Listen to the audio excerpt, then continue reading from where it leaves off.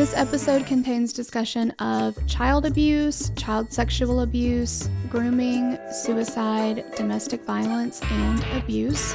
Listener discretion is advised.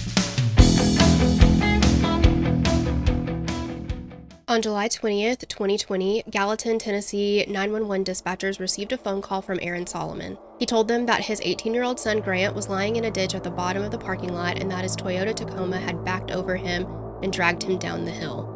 When responders arrived, they found Grant alive, but only just. He was pronounced dead upon arrival at the hospital. Officers ruled the death an accident and the case was closed. Grant's mother, Angie Solomon, knows that something else happened in the parking lot that day. Something that was the culmination of years of sexual, physical, emotional, and mental abuse, and she's going to do everything she can to prove that Aaron murdered their son. All right, so this is part 2 of what was going to be a 1-part and turned into a 2-part in the case of Grant Solomon. Well, we can't shut up. Solomon. Yeah, exactly. We can't shut up. There's just so much to this case, and even after talking about it for 2 hours, you could still talk about it for 10 days. I mean, there's just so much to it. We do want to give a hey girl thanks to Madison for writing it and Alex for requesting it. Yes, thank you guys so much. Thank you. And if you were not here last week or last episode, go back there because this gives you all the background. Yes, all the background, things leading up to what happened, and just a lot of information that will be very helpful and add a lot of context. We left off just kind of talking about the abuse that the family, specifically Grant and Gracie, were suffering, and that they were notifying people, government agencies, schools, church, everybody. And nobody did one thing about it. Nobody did even one single solitary thing about it. And a big part of, even when like the DCS stepped in, when the investigators stepped in, DCS told them, leave it alone. And they did. So it keeps getting like, it's like dead in the water when we do get anything started. Well, a big part of the reason of that is because Aaron was so well connected. He still is. He went to church with many high-level court members. That's a problem. Yeah, conflict of interest much. Yeah, he went, I believe, I can't remember exactly how he knew this judge, but the judge who I think it was the judge who ruled that Angie could no longer file any civil actions against Aaron, he knew her some way personally through church or through something else. I could have the wrong judge in mind because there have been many, but he knew these people personally, some of them, and they're not recusing themselves due to conflict of interest. They're just continuing on. And it's obviously incredibly biased. Like, Angie just did not even have a prayer, and neither did Grant or Gracie, unfortunately. No. And it's just, it's disgusting. Exactly. And one of the people that I think still goes to, the church that was affiliated with the school, and at this time, Grace Chapel, and it's Grace Christian Academy is the school, and at this time they were like one entity. I don't know if they've now split or what, but Bill Lee, the governor of Tennessee, goes to that church, or at least did at the time. And Aaron had been attending that church for years. Everyone there had nothing but wonderful things to say about him. And everyone at the school thought the same, despite the allegations that Gracie and Grant had disclosed to mandatory reporters, who then did not report that sexual abuse. And I read something with maybe an interview or maybe even with law enforcement, I can't remember, but an interview with the headmaster of GCA, who said that, we're mandatory reporters and all that kind of stuff, but the things that we were told, they kind of deny that any of these things were communicated to them in this way or whatever, and that they're mandatory reporters, but they did not fail in their responsibility to report these things, that they acted in accordance with the way that things should have been done. I disagree wholeheartedly. Disagree. Yep, disagree. The assumption among everyone was that Angie was just making false claims, filing motions just to get back at Aaron for divorcing her and taking custody of the children. When in reality, if you look at the amount of things that Aaron did to Angie, that makes way more, like that tracks better than what this is. Like, I don't understand, but the pull that he had. So she's making up that Aaron's restricting their food intake, but Grant did in fact lose 25 pounds. It was noticeable to everybody around him. That's what we in the biz call evidence. Okay? Yeah.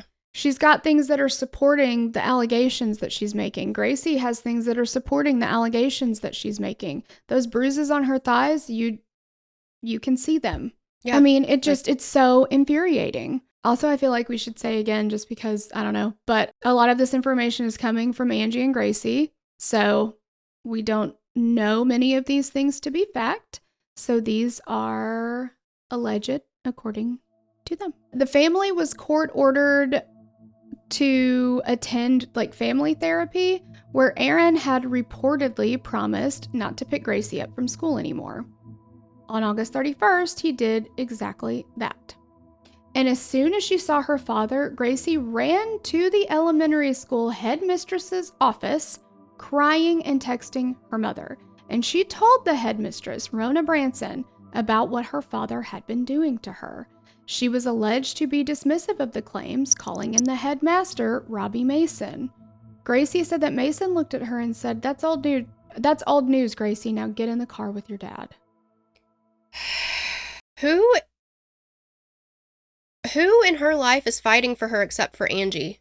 And Angie is powerless in this situation, so it just breaks my heart. Right. And I know that Aaron had come into a lot of money, so was he funneling pretty big contributions to the school? Or what is it that they are so loyal to him over a child that you're supposed to be protecting? Now, I will say this school, I believe, it's expensive. It's a private school. So I'm assuming that well-connected families send their kids to this school. And so maybe the school, because of the money that comes in and because some of these people are high-profile families, that it's a thing that they do, that, protect reputations. I don't know that. I'm just wondering, because this does not make sense. This child was so terrified. She ran and hid and begged, "Please don't make me go with him." Nothing. Nope. And that to me is evidence all in itself. If I don't know if you can make up that kind of fear, if you can act that well as a child, why are we not believing children in the first place? And like you said, with evidence. With evidence. Yeah, exactly. It's heartbreaking. Or if you're not going to believe it for fact, which is another point that is really pissing me off, Aaron was believed just taken for his word. Yes. About everything, including Grant's death, which we're going to get into. Yeah. Yes. Why are we not giving the same to Gracie and to Angie and to Grant? And if you don't believe it and you think, well, maybe it's not true, whatever you believe, they believed, can you not at least look into it at the very least? At the very least, look into it. And that's your job. That's what you're supposed to do. You're there to protect these children and to help them to grow. And for that judge, too, the video that Gracie had made about detailing the abuse that she suffered. And the judge was like, "I'm not watching that. Just not going to watch it. Nope, not going to watch it." It's just awful. And, like you said, neither of us are, we definitely, agree with believe victims. But we also agree with doing your due diligence. We don't just take anybody's word for everything as just totally fact, but look into it, like you said. And when you do, you see that there is evidence of what they are alleging.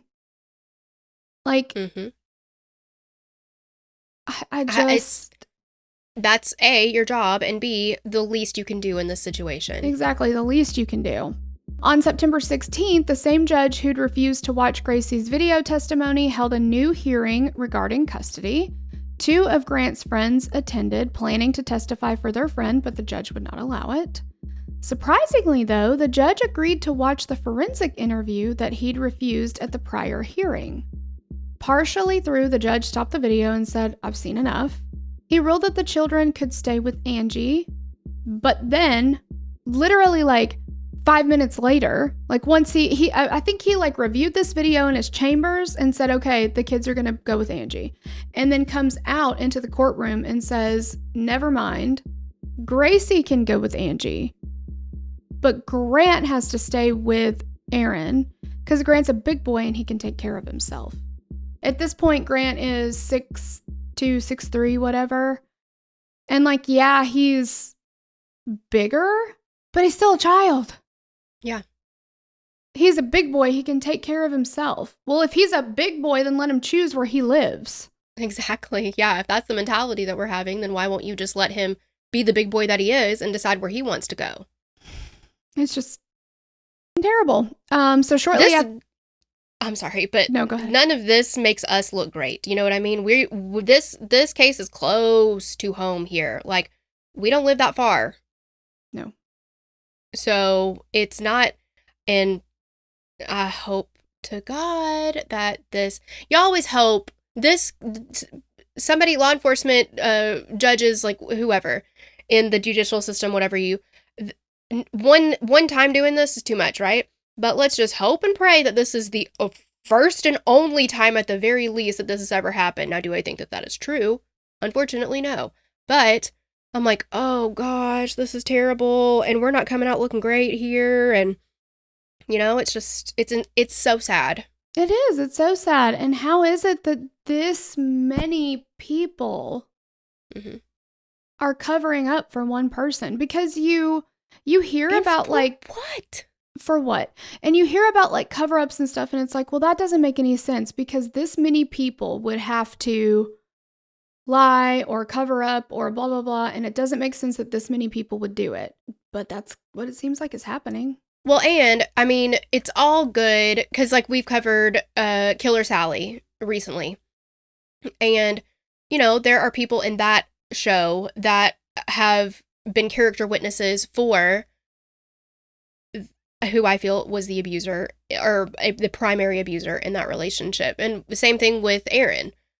He's got character witnesses. People said at the church, oh my gosh, he's the best. I've never seen him do anything other than amazing things. He's so awesome. Yeah, well, you're not married to him and you're not his kid. So you can't know that. You haven't walked a mile in those shoes. Exactly. You can't know that. And it's so... Victims of abuse are so damned if you do, damned if you don't, because it's well, but you didn't report it to police. Well, you didn't take pictures. Well, you didn't do this. Well, you didn't do that. Well, Angie's got pictures. Angie's got reports. Angie's got all these things. And they're saying, well, it's just not true. You made it up. That's not enough. You're just an angry woman. Yeah. Angry, why would you leave woman. it alone? Yeah. You're just scorned and, all this stuff. It's what, and we know through research in history that many times this type of abuse is not reported because it just makes the situation more dangerous and it makes the situation more volatile. We know that. Yep. But we punish people for it still. Yep. I don't know.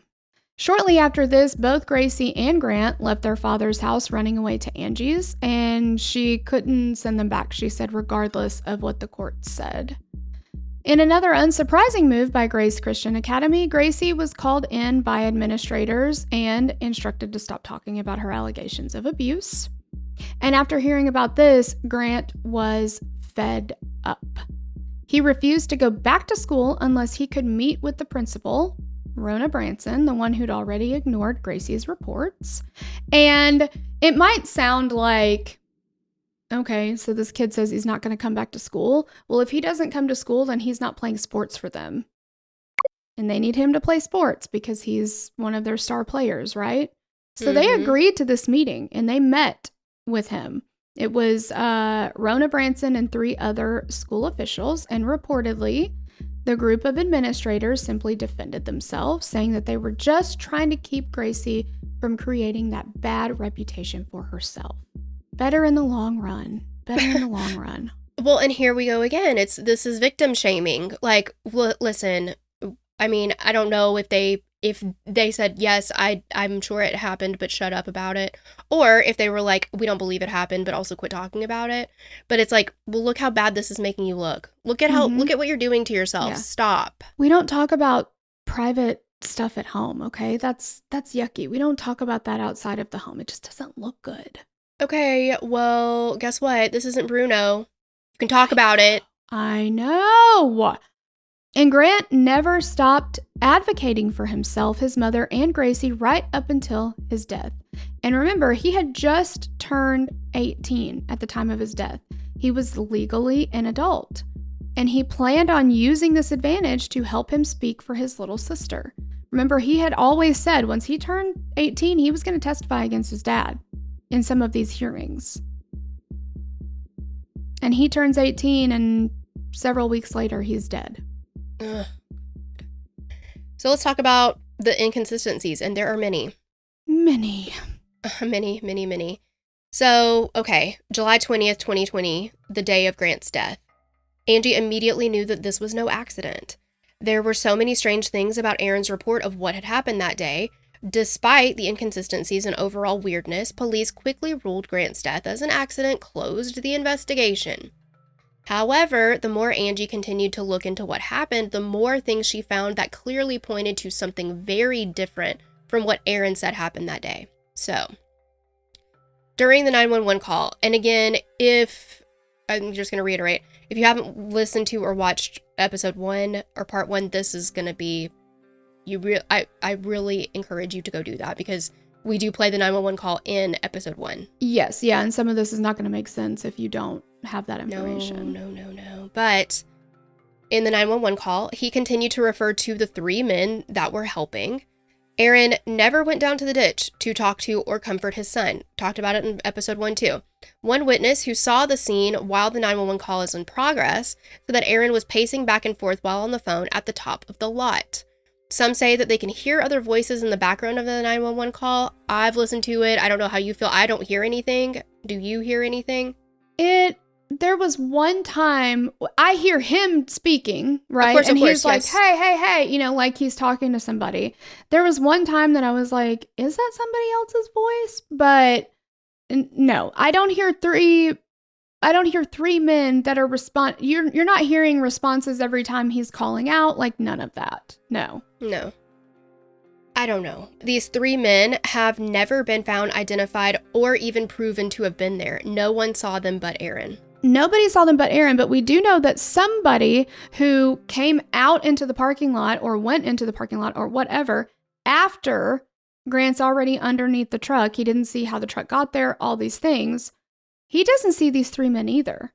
And the police get there or first responders and ambulance and all that get there 4 minutes after that call is initiated, the 911 call. They don't see these men either. They're gone. Yeah. If they were ever there, they're gone. Yeah. And there's been no attempt to locate them. Yeah, not at all. And also, there's it doesn't seem like there should have been a reason for these 3 men to have been there in the first place, because that day, according to the facility manager, Tyler Mark, Aaron had specifically requested the facility to remain closed to the public until Grant was done with his practice that day.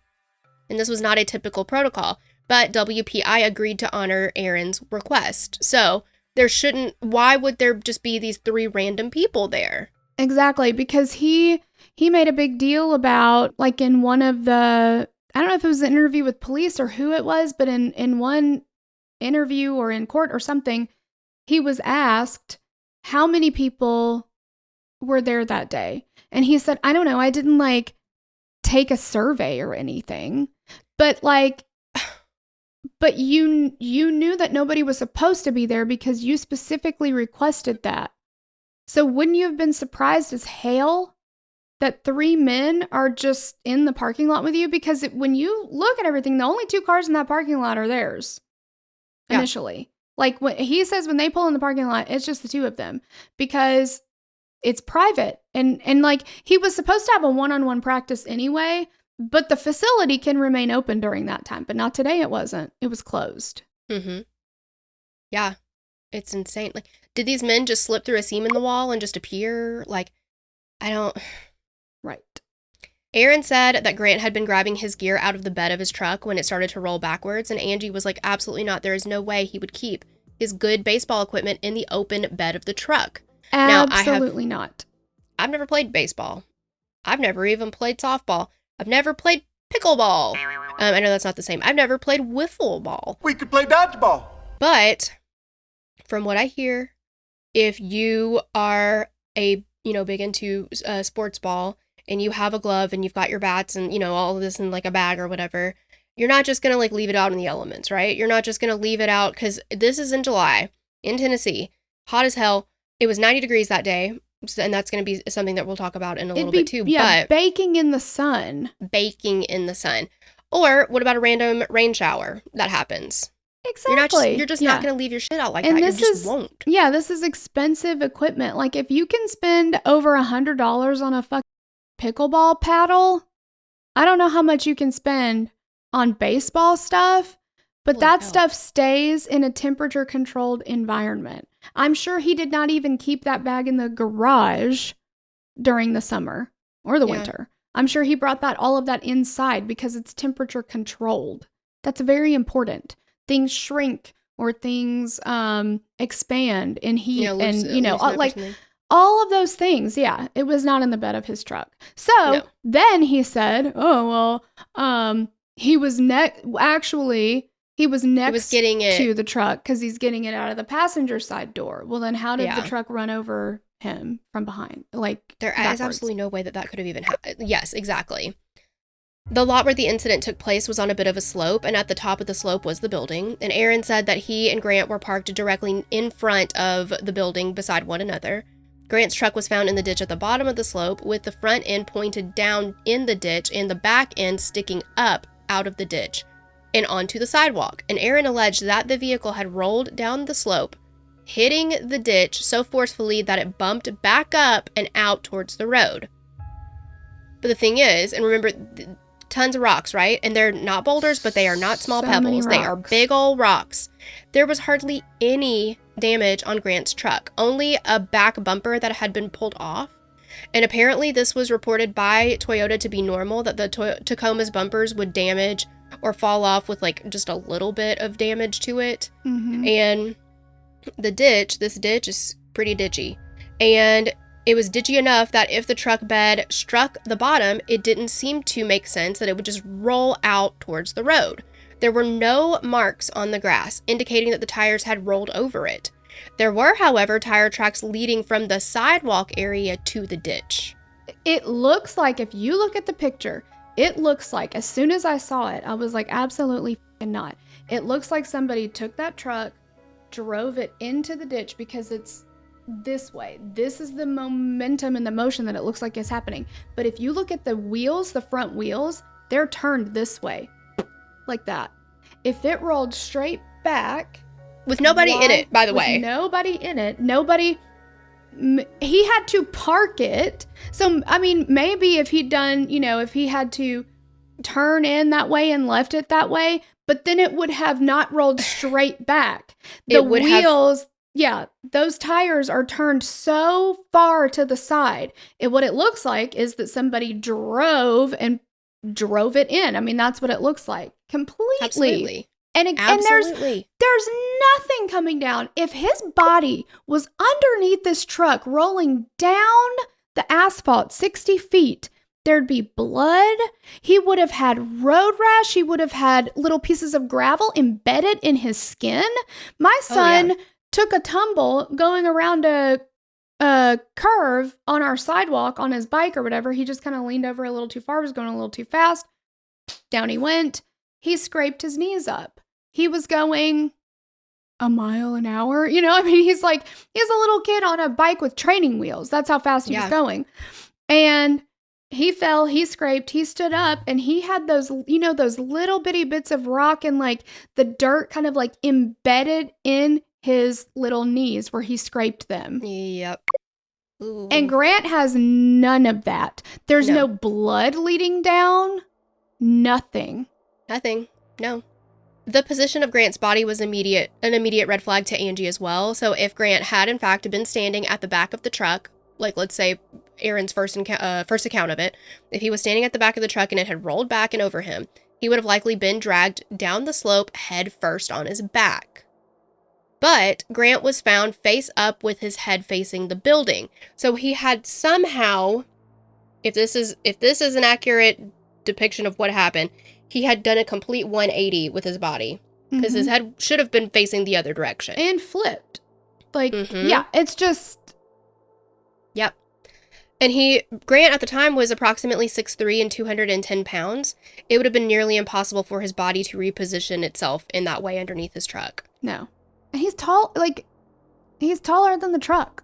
Like, yeah. If you see any of these, like, reenactments or drawings or whatever, like, if he's standing behind the truck, he's a very tall guy. I'm not saying that a truck could not back over him. Of course it could. Sure. But nothing else indicates that that's actually what happened. I mean, we have got enough evidence here to dispute that, I think. When Grant's body was inspected at the hospital, he was only found to have a few injuries, and so he had 3 bruises, one on his left hip, his right thigh, and his jaw, as well as a bleeding laceration on the back of his head. And his death was determined to be caused by blunt force trauma to the head.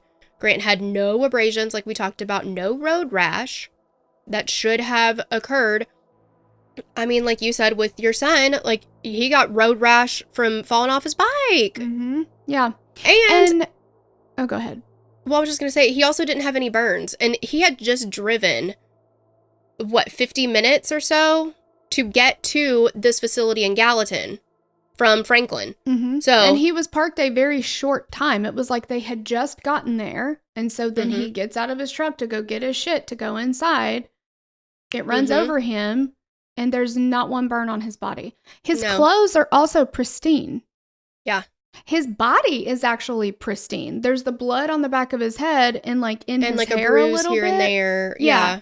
But Angie said when she went to the hospital and saw him, he looked like he'd just stepped out of the shower, essentially. You would think that his body being dragged by a vehicle and then pinned underneath it. And he's wearing shorts and a t-shirt. It's not like he's wearing long sleeve shirt, long pants kind of thing. And the clothes would have been tattered. This is a 4,000-pound vehicle? Dragging him on asphalt and then over rocks. The bottom of the truck is not torn up in any way from these rocks. And again, remember, it would have had to roll backwards, come down and up, and then come back down. in. Yeah. There's no damage to the bottom of the truck. Nothing is torn or hit or bumped or anything. He has no burns on his body. There's only one of the rocks in this ditch has blood on it. One. And it's not under the truck either. It's next to the truck. It looks like somebody took that rock and bashed him in the back of the head. And then just dropped it wherever they did it. And then put that truck on top of him because, again, it's the truck is just very clearly was driven into that ditch from the sidewalk direction, not from up top. None of these things make sense. He should have had broken bones. He should have had just so many things. So many cuts, possibly burns, like that kind of, yeah, exactly. Grant wore glasses, and he really couldn't see without them at all, like, not well. But his glasses were found down by the sidewalk, so it would have been odd for him to be at the top of the lot without them. And it didn't make sense why they would have flown off of him onto the sidewalk. Because, again, like, the sidewalk is, like, down here, and his head is up here under the truck. Those glasses didn't fly off of his face and go down here while he's still under the truck. Under the truck, exactly. Again, that says he's hit or something down here. And maybe he is hit with the truck. Yeah. I mean, I don't know. Maybe he's standing on the sidewalk. I don't know why he's on the sidewalk and not inside the building, but he's on the sidewalk and maybe, you know, just none of it makes sense. I know. No, I know. On the Freedom for Gracie website managed by Angie, she wrote, quote, if his glasses are here, the obvious conclusion is that Grant was last standing here, not at the top of the parking lot. So, police never checked Aaron's phone to confirm if he was truly working on an email on his phone at the scene like he said he was, and Grant's phone was seen at the scene, still intact. It was later returned to Angie by Aaron, and the screen was shattered. Aaron changed his story. Exactly. Just the fact that Aaron has changed his story. You know, we talked about it, but where he was saying Aaron got his equipment. And Angie also reported that someone at the sports complex told her that Grant didn't even have an appointment that day. So why were they there? Yeah. And, okay, another thing. So sorry. Another thing? Yeah, it's getting really annoying having you, like, clear your throat. Oh, I'm so sorry. Another thing about Grant at that time was he had been really sick. His lungs were in a bad way. He didn't want to go to this workout that day.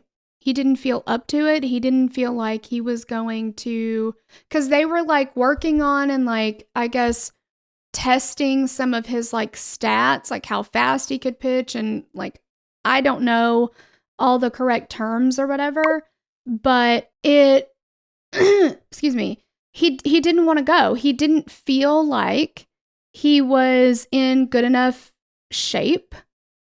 And his lungs were not at the capacity they should have been, right? So he didn't want to go. And he actually told Angie that morning, and there are confirmed text messages, and that's what I'm trying to find here because I saw it. There's a Medium article, but it had some of the text messages. So that morning, well, and even earlier, 2 days earlier, Angie had texted Aaron, I do not think Grant needs to be working out until his lungs are more stable. My opinion is on the record. You're playing with fire. Aaron never responded to that. Then she texted him again several times, and Angie explained Grant didn't want Aaron to stay for his practice and preferred to just do it on his own. He still doesn't respond. So on Monday morning, Angie texted him again, if you're up, Grant has a change of mind and doesn't want to die in Gallatin. One of us needs to be there. Will you? If not, I'll go and sit in the parking lot. Let me know ASAP. And he said, I'll be there. So she said that morning, Grant had said, I don't want to do this workout. And he said, I don't want to die in Gallatin. That's so sad. Yeah. And it's really chilling too, because he died in Gallatin. The implication of that, though, the way that kind of Angie told it was that it was because of his lungs and, you know, all of that. Like he just didn't feel up to it that day. And she said too that like it doesn't make sense why Aaron was pushing so hard for him to go there that day to do this, like why it wouldn't have just gotten rescheduled, because why would you want to kind of record all these stats or whatever when he's not 100%? Wouldn't you want to wait until he's 100%? Because you're not going to get good stats then, right? I mean, you know, there's all these different stories that Aaron has given. So at one point he says, you know, I'm parked next to Grant. I'm working on my emails like this, totally engrossed in my emails. And then I look up and the truck is gone. And then I hear a loud noise and I look down and it's at the bottom and Grant's underneath it. At one point, he also says, I'm working on my emails. I notice the truck is no longer next to me anymore. I get out of my car to look around to see what's going on. Like sometimes he says he sees the truck rolling backwards. Sometimes he doesn't see the truck rolling backwards. Sometimes he hears the noise before he gets out of his truck. Sometimes he gets out of his truck and hears the noise. At some points he says Grant got in the parking lot first. He parked next to him because Grant was already parked. In another statement, he says they happened to catch up with each other on Vietnam Veterans Parkway in Goodlettsville. And then he says, and he uses the term literally, I literally followed Grant from Goodlettsville over to WPI. Grant pulled into the parking lot first because I'm following the truck. But now they've been driving together for a period of time. He never says that initially. Mm-mm. That never made it into any of his statements.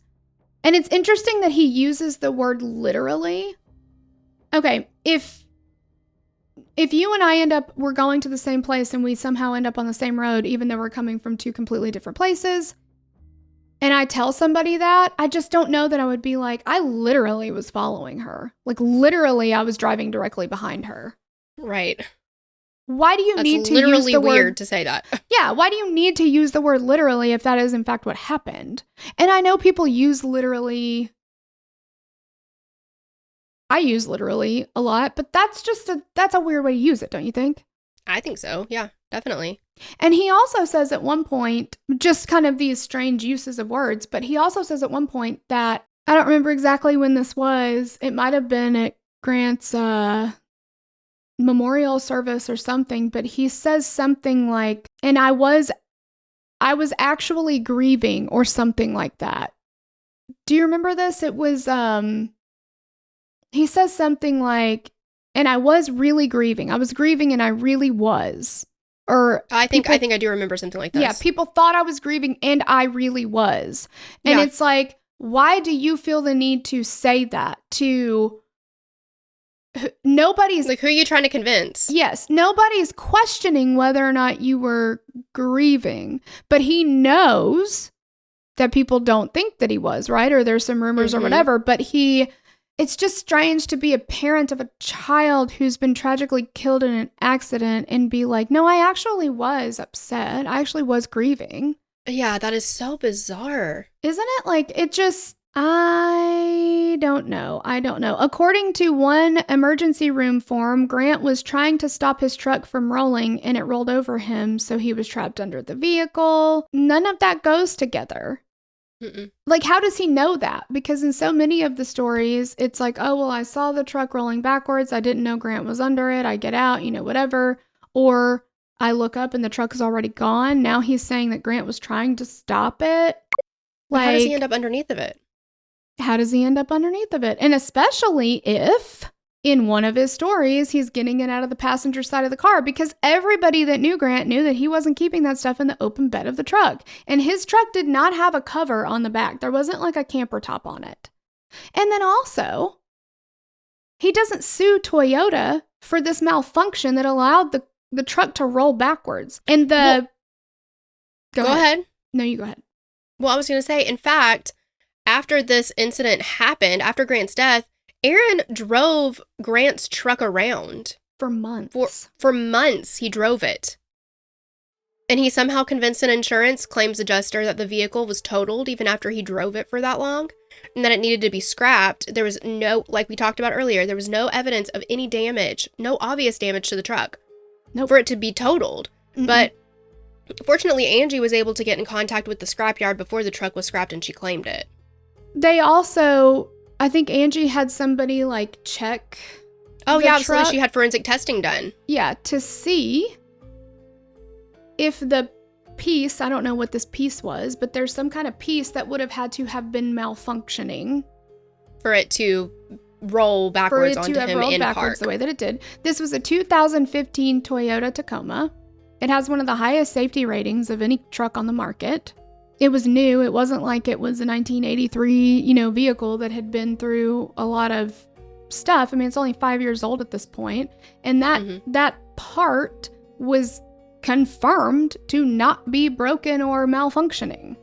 Well, and the Tacoma apparently had a safety feature that would not allow the engine to shut off if it was not in park. So it had to have been in park, and that piece was not malfunctioning in any way. So there's just no way. And Aaron claimed that Grant had forgotten to put the parking brake on, but independent researchers that tested the theory, and they don't find it valid. And Angie also reported that when Grant's vehicle was in the ditch, it was in park with the engine off. And I also read that the keys weren't even in the car when it was in the ditch. Mm-hmm. Like... So how? How did it happen? Yeah. These, mystery trio of men, did they take the keys? Yeah. Like, and Toyota, I have a Toyota Highlander. My husband has a Toyota Tundra. What's your license plate number? Okay, well let's go. So like, they're very safe vehicles. My husband works in the auto industry, and that's why we have these vehicles. They have very few problems. They don't end up in the shop all the time. It's one of the reasons we have them. And they're also very safe. And I know from having a Toyota that their safety features are almost to the point of annoying, you know? Like, I hate to say that, but you know what I mean? Like, sometimes I'm like, okay, I got it, you know, like, whatever. Yeah, I do that to my car too. I don't have a very, very safe Toyota, but I have a Honda CR-V, and every once in a while I'm like, okay, thank you, but like, I know that I have to put the brakes on. My gosh. Yeah. But, and my car is newer than Grant's was, but. Weird flex, Torella. I mean, it's like very new. It's not new anymore. But no, it's not. When I put my car in park, the parking brake automatically turns on. I don't have to do that. I don't have a separate parking brake that I can even push necessarily. It just does it. So I'm not saying that the 2015 model did that.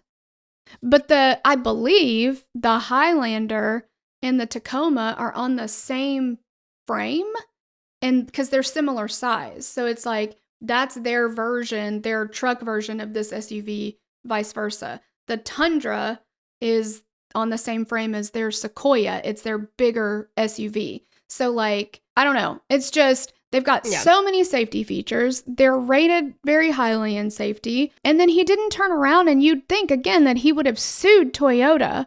Mm-hmm.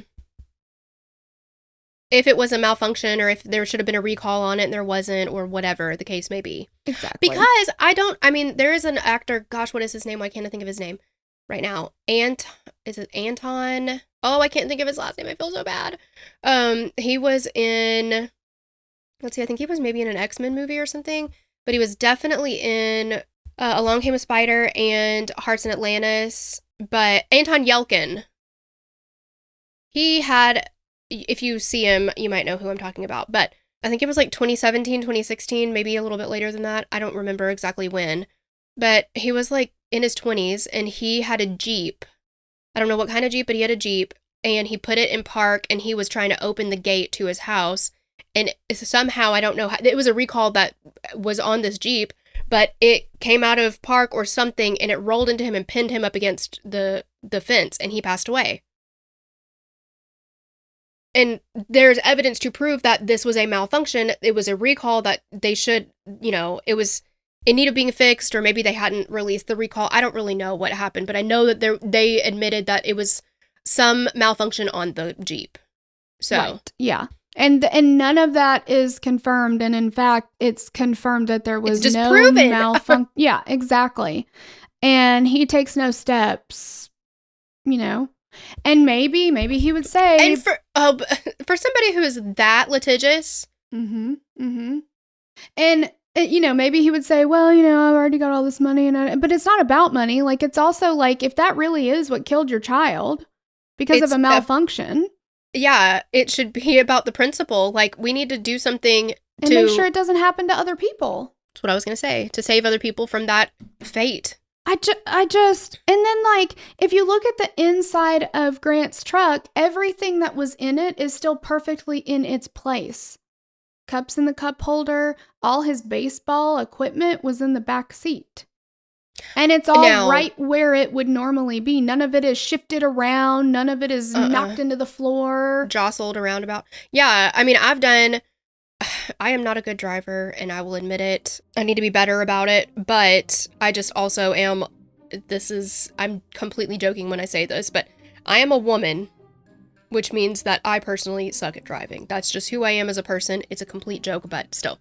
Me too, though. I do personally suck at it. So I have, in the past, maybe, trying to change my radio station and kind of run off the road or something. And then my phone goes flying. Because I overcorrect, and my phone goes flying. Or your purse. Yeah, my purse.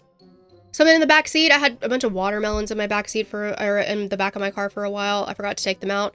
And they're just like rolling everywhere, just from like turns and curves and stuff. So it just doesn't make any sense to me that It's just like pristine. Like it had been placed, like picked up and placed there. Except for the bumper, which apparently if you look at it the wrong way, it's just going to come off, so. Yeah, and that was like a known issue. The way they made it, Yeah, it's also a common thing. Yeah, it's a common thing. And it's also very strange that, God, all of it is so, I just don't understand how the police looked at this and they didn't even do a thorough investigation. They worked on it for like 57 minutes, something like that. And they said, oh, tragic accident, bye. Sounds right to me. Do any like recreating the scene, any investigation, but at all. They didn't look into anything with Aaron. They didn't check his phone like we talked about earlier. They just took him for his word. And what I don't understand is how they were at the scene, how you can look at the scene and hear what Aaron's version of it is, and be like, sounds about right. People have been prosecuted and investigated for less. Or at the very least, like, they never even took him down to the station to ask him any questions. They didn't, like, that's protocol, I would think. You've got to get statements from people.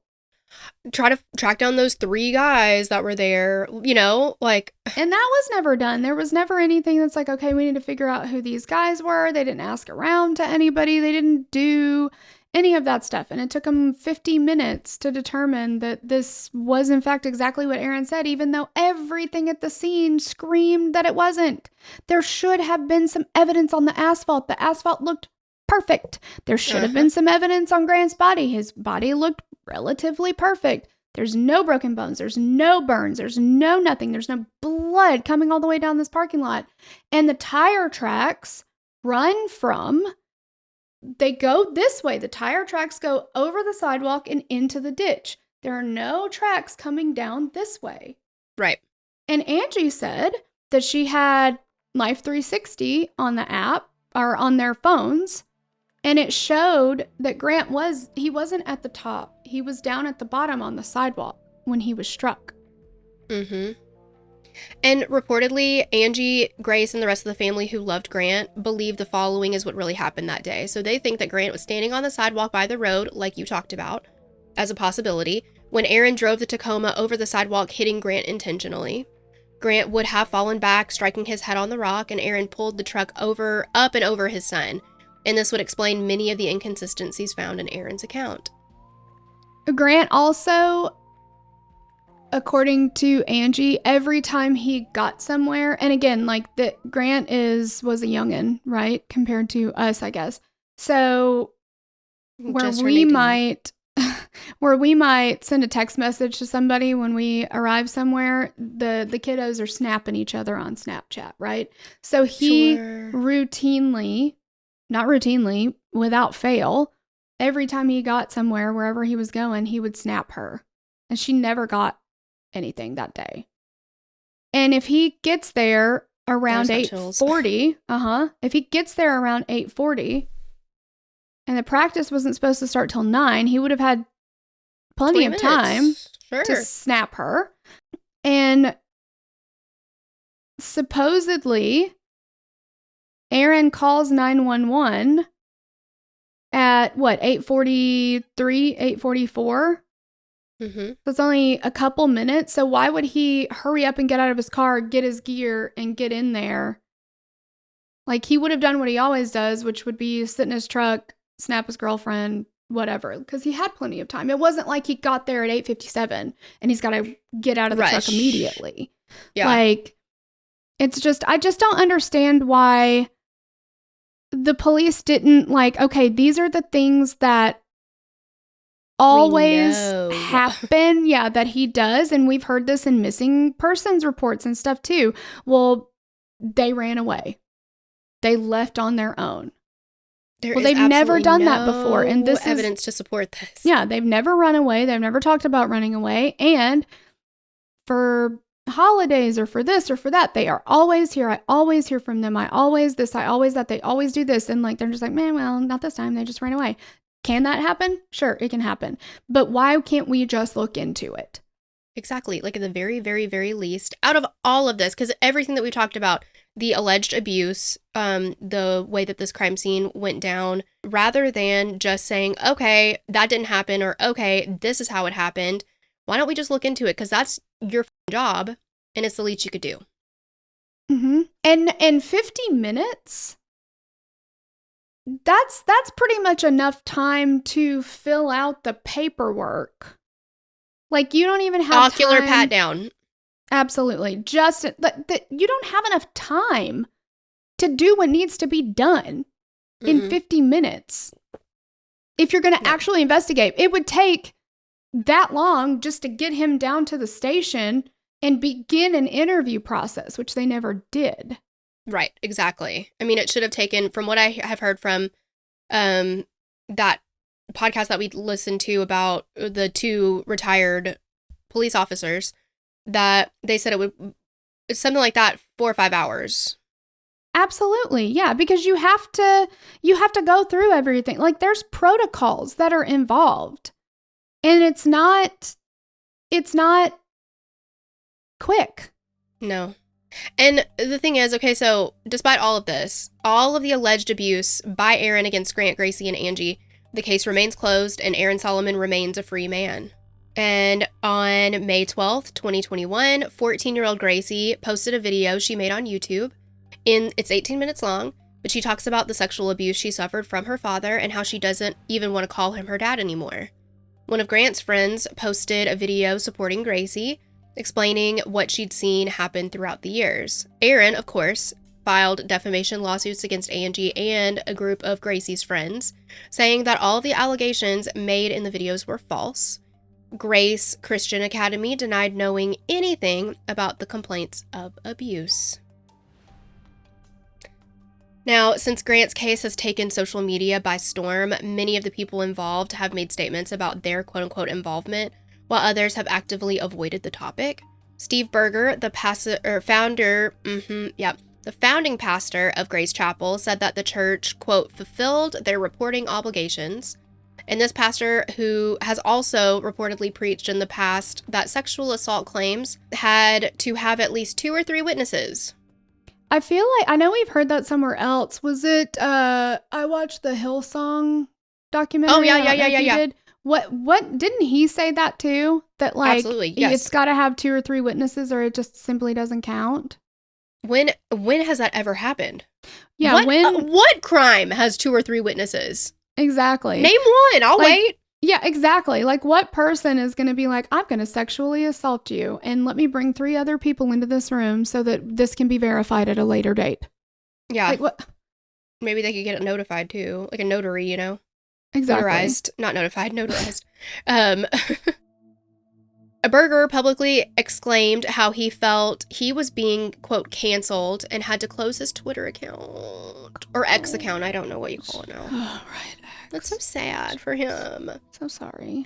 When Tennessee Governor Bill Lee was asked publicly about whether he'd received any letters from people asking him to open an investigation into Grant Solomon's death and whether he planned on using his power as governor to investigate his death, Lee responded that all letters like that would go through his safety department and they determine whether they need to get involved.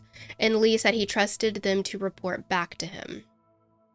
Aaron Solomon is still living as a free man and reported to be still attending church with the governor and friends at Grace Chapel. Angie, Grace, and the rest of the world that have learned about Grant's death continue to fight for justice in a world that has so grossly failed them. And if you have any information about Grant's death or would like to learn more or support his cause, please go to freedom4Gracie.com. Mm-hmm. And there's also like a petition that you can sign for Grant's case to be reopened. It's justiceforgrant.com. There's Facebook and I think Instagram accounts. It's just... This case is one hell of a case. And typically, now, my feelings on the case, which I think that you possibly have the same feelings, but you know, unsolved cases really they unsettle me because I would like closure. I would like everything to be like wrapped up and, you know, have the bow and it's like, okay, we're done here. Because they're just hard enough when they've been solved. It's just, it's so awful. This case to me, it makes me mad in so many ways, but I don't think that, to me, it's not unsolved because I know who did it. I guarantee I know who did it. Mm-hmm. What pisses me off is that nothing is being done about it. He's just living his life like normal. And I don't know. He's got either it's his cause or he supports it, but it's, oh gosh, it's something about children of sexual assault that he has posted about. Oh, yes, yes. Yeah, which is like a slap in the fucking face. I think it's great to support these causes, but you are allegedly an abuser. And you're going to go around, see, it's all about, and this is the thing too, I don't know if it's only in the South, but that good old boy, you got your reputation, can't taint that. Mm-mm. Everything's about that, so. Mm-hmm.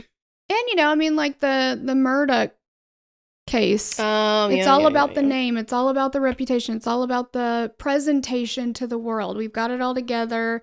We're a powerful family. We're going to stay a powerful family. Like, you know, right. And I think Aaron saying that day in the hospital, we're going to be a family now, he viewed Grant, allegedly, as the thing that was going to keep them from being a family, because he was going to testify, and once he was an adult, he might actually be listened to. Right. You know, maybe not. But there's definitely motive there. Oh, absolutely. Because in his mind, Grant has always been the one who's been the protector, and he stands up for it, and, you know, for Gracie and for Angie and all these things. Yeah. Yeah. And he's bigger than him now. I mean, you know? And, I mean, he's got some sort of pull being an adult now, or he thought he did. I would have hoped, had this come to fruition and Grant was able to testify against his dad, I would hope that it would be taken seriously. But what have we seen about this case up until this point? Not. Right. So, yeah. It's just so frustrating. So frustrating. But that's the case, guys, up until this point. Now, who knows? Maybe something will happen where enough signatures are on the, you know, I don't know, but. Yeah, sign the petitions if you feel strongly about it. Donate where you can, or, you know, just share it. Sharing yeah, it I was going to say. Makes a huge difference, you know, getting more eyes and ears on it. So if it's something that you feel like, this is a child, Gracie is only 15 right 16, now, right? Or 15? 16, something like that. She's still a minor. She needs help. Yeah. She needs help. So. Thank you guys so much for hanging out with us. We love you, and we will catch you on the next episode. Bye. Bye.